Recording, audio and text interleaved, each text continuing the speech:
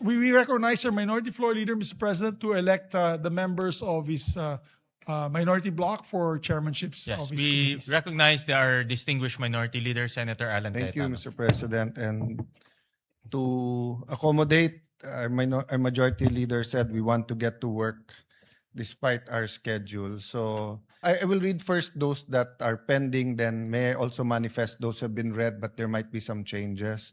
For the Committee on Cooperatives, Senator Marcos. For the Committee on Culture and Arts, Senator Legarda. For the Committee on Public Information, Senator Padilla.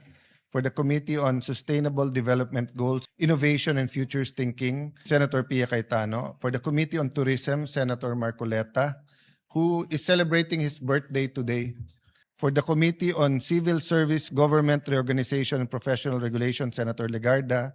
For the Committee on Cultural Communities and Muslim Affairs, Senator Padilla. Then the Committee on Government, Corporation and Public Enterprise, Senator Camille Villar. Committee on Sports, Senator Go. Committee on Youth, Senator Go.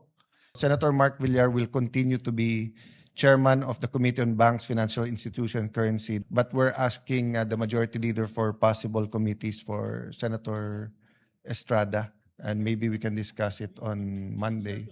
If there's no objections, maybe it can be an omnibus motion Yes. to elect the following to the All right. said Is there any chairmanship. objection? Hearing none, the motion of the minority leaders hereby approved subject to the changes he mentioned.